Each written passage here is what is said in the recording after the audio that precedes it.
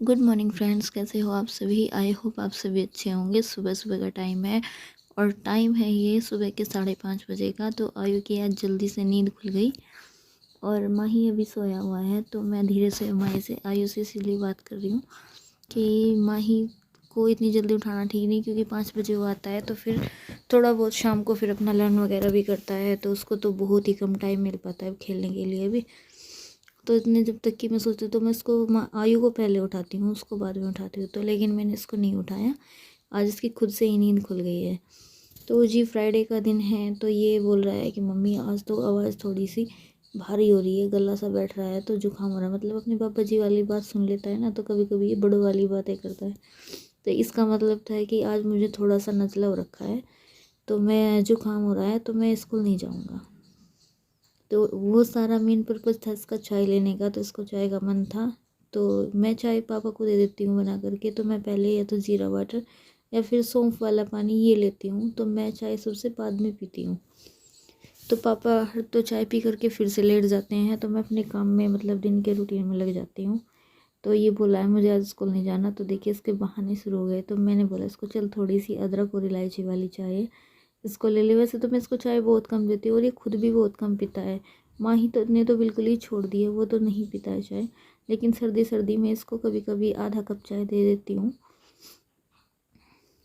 तो अभी जो है मैंने दूध में मतलब रई लगा करके तो मैं दूध निकालने चली जाती हूँ। तो दूध बिलो भी मैं जल्दी दे देती हूँ, क्योंकि ताज़ी ताज़ी सी मट्ठा होती है। लेकिन हमारे यहाँ सुबह मट्ठा पीता कोई भी नहीं है, क्योंकि पापा को तो फीवर है, तो पापा का तो खान पान ऐसा ही चल रहा है, तो वो तो ऐसा नहीं खाते हैं। तो उसके बाद में फिर इसको मैंने लेटा करके, क्योंकि अभी लेट है तो दूर जा, फिर इसका थोड़ा सा लर्न करने का काम था, वो उसको मैंने बैठा दिया था। तो देखिए यहाँ पर थोड़ा सा दिन छिटक गया है, क्योंकि 6:30 बज गए हैं। तो अभी मैं क्या कर रही हूँ, तो ये रई पूछ दूँगी और दूध बिलो के मैं पहले छोड़ देती हूँ उसको। लेकिन मैं मक्खन इसका बाद में निकालती हूँ, फिर पहले बाहर के काम जो होते हैं वो ख़त्म कर लेती हूँ। तो अब सीधा मैं मक्खन निकाल करके फिर मैं ये बर्तन जो है बास्केट खाली कर दूँगी, टोकरा मतलब बर्तनों का। तो इसमें स्पेस सा बन जाएगा किचन में, क्योंकि पूरी रात जैसे दूध भी इसमें ही जमाती हूँ। छोटी किचन है, फिर रात को बर्तन जो है वो भी मैं टोकरे में ही छोड़ देती हूँ। तो मतलब जगह घिर सी जाती है। तो फिर बच्चों का नाश्ता बनाने के लिए मुझे स्पेस चाहिए होता है थोड़ा सा, तो उसके लिए मैं यहाँ पर खाली कर लूँगी।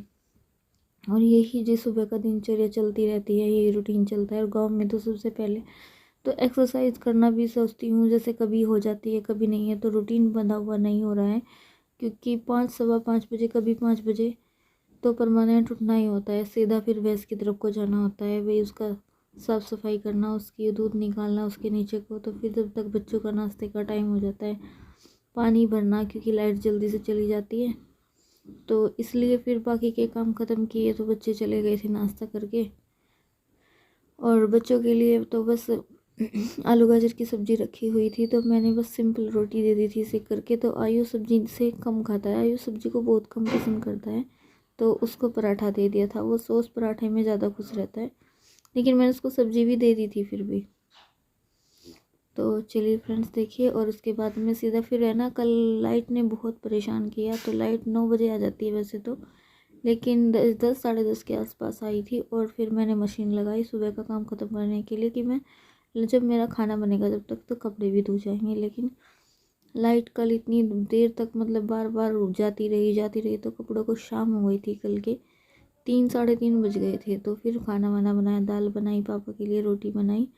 फिर जो है बाद में कपड़े जो बाकी के बचे हुए थे, मतलब एक स्टॉक भी नहीं धो पाया था कपड़ों का। इस तरह से बार बार लाइट जा रही थी आ रही थी।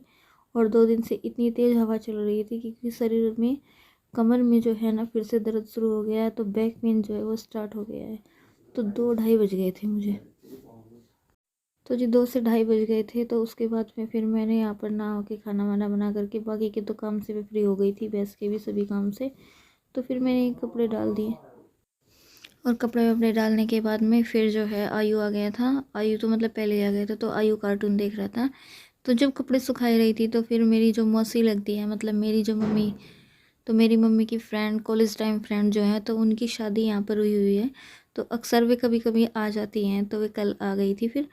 फिर एक लेडी उनके साथ और थी, तो फिर जब आता है कोई उनके साथ बैठ जाते हैं तो, और उनके साथ ना मन भी बहुत लगता है तब भी आती हैं तो उनकी ना जाड़ चीस रही थी, मतलब जाड़ में बहुत ज़्यादा दर्द था। तो पापा जो है मेरे, मतलब फादर इन लॉ जो है मेरे ससुर, तो वो जाड़ कीलते हैं। मतलब कुछ ऐसा हिसाब है कि जैसे जाड़ अगर फूटी हुई नहीं होती है, जैसे अंदर से खोखली नहीं है और वो चीस रही है, तो पापा उसको मतलब कीलित करते हैं, जैसे नमक की साबुत दली से कैसे बताते हैं, तो वो कीलित करते हैं, तो वो चीसती नहीं है।